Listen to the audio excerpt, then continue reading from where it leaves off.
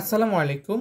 একটি ইমেলের মাধ্যমে 100টি ইমেল তুমি কিভাবে লিখতে পারবা, আজকে আমরা সেই টেকনিক নিয়ে আলোচনা করব। তোমরা অনেকেই আছো যে বলে থাকো যে তোমরা সবগুলা ইমেল মুখস্থ করতে পারো না, সবগুলা ইমেল মনে রাখতে পারো না, তোমাদের ইমেল অনেকগুলা পড়তে হয়। সেই সমস্যা সমাধানের জন্য আজকে আমাদের এই ভিডিও। তুমি যদি একটি ইমেলের সাহায্যে 100টি ইমেল কিংবা অনেকগুলো ইমেল তুমি লিখতে চাও, এই ভিডিওটি তোমার জন্য। তোমাকে অনুরোধ করব ভিডিওটি না টেনে সম্পূর্ণটা দেখার জন্য। সো দেখো, প্রথম ক্ষেত্রে ইমেল লেখার প্রথম নিয়ম হচ্ছে তুমি যার কাছে পাঠাবা তাকে টু দিতে হবে, টু লিখবা প্রথমে। অনেক সময় প্রশ্নে নাম দেয়া থাকে, সেক্ষেত্রে তোমরা প্রশ্নের নামটা লিখবা, আর যদি নাম না দেওয়া থাকে তুমি যে কোনো একটা নাম লিখতে পারো। এখানে আমি rafi012 লিখেছি @gmail.com। এখানে মনে রাখবা, নামের ক্ষেত্রে অনেকেই এই ভুলটা করে থাকো যে তোমরা নামের প্রথম অক্ষর বড় হাতের দাও, কিন্তু ইমেলের ক্ষেত্রে এই ভুলটা করা যাবে না। তুমি সবগুলা লেটারই কিন্তু স্মল লেটার হবে, ছোট হাতের অক্ষর হবে। যেমন আরটা এখানে আমি ছোট হাতের অক্ষর দিয়েছি। তারপর হচ্ছে ফ্রম, মানে ফ্রম এখানে তোমার নাম লিখবা। তোমার নাম বলতে যদি প্রশ্নে দেওয়া থাকে সেই নাম, তা না হলে যে কোনো নাম লিখতে পারো। ফ্রম বলতে মানে তোমাকেই বোঝানো হচ্ছে, তুমি লিখতেছো যে। তারপর হচ্ছে সেন্ড, তুমি সেই ইমেলটা কবে পাঠাচ্ছ সেই সময়টা লিখতে হবে। এখানে 1 সেপ্টেম্বর 2024, টাইম ট্যাক্স অপশনাল দিতেও পারো, নাও দিতে পারো, দিলে বেটার।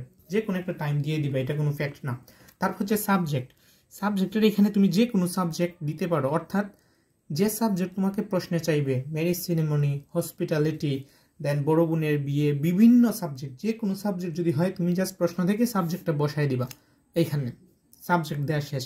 এবং সেন্টার সাবজেক্টটা চেষ্টা করবো হালকা একটু গ্যাপ রাখার জন্য। তারপরে হালকা একটু গ্যাপ দিয়ে প্রথমে লিখবা ডিয়ার ফ্রেন্ড।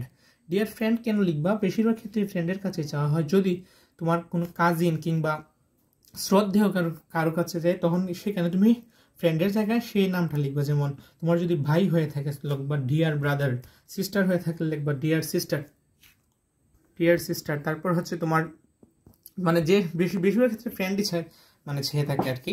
সো এখানে ডিয়ার ফ্রেন্ড লিখলাম। লিখার পরে প্রথম যে জিনিসটা লিখবা সেটা হচ্ছে টেক মাই সালাম বা কোর্ডিয়াল লাভ। টেক মাই সালাম বা cordial love. I hope you are keeping well. I am well too. I received your email yesterday.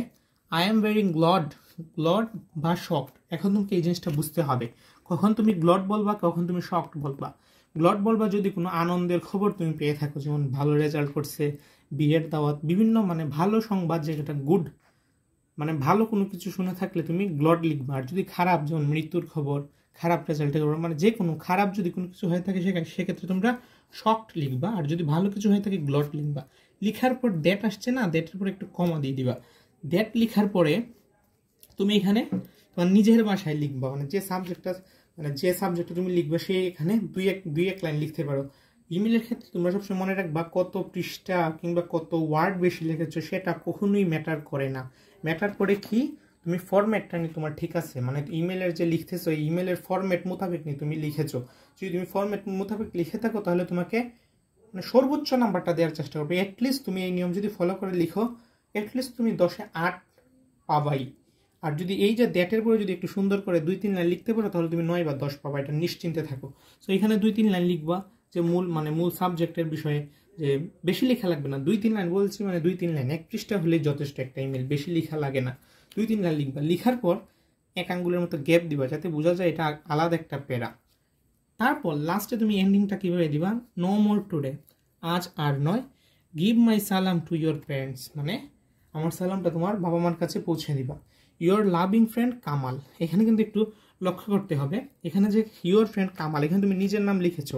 এক্ষেত্রে তোমার ফ্রমে যে নামটা দেওয়া থাকবে, অনেক কিন্তু এই জিনিসটা ভুল করে থাকো। ফ্রমে যে নামটা দেওয়া থাকবে সেটাই কিন্তু তুমি ইয়োর লাভিং ফ্রেন্ডে লিখবা, অন্য কোনো নাম লিখবা না। এই ক্ষেত্রে কিছু জিনিস মেনটেন করে চললেই তুমি আশা করি যে তুমি সম্পূর্ণ মার্কস কিন্তু তুমি এই ইমেল থেকে আদায় করতে পারবে ইনশাল্লাহ। সো যেগুলো বিষয় মাথায় রাখতে বললাম, এগুলো মাথায় রেখে যদি তুমি লিখো, আশা করি যে টিচাররা তোমাকে সর্বোচ্চ নাম্বারই দিবে। আর হ্যাঁ, একটা কথা মাথায় রাখবা, ইমেলে তুমি যতটুকু সম্ভব চেষ্টা করবা কোনো কাটাকাটি ছাড়া একদম ক্লিন পরিষ্কার স্পষ্টভাবে যেন তুমি ইমেলটা লিখতে পারো।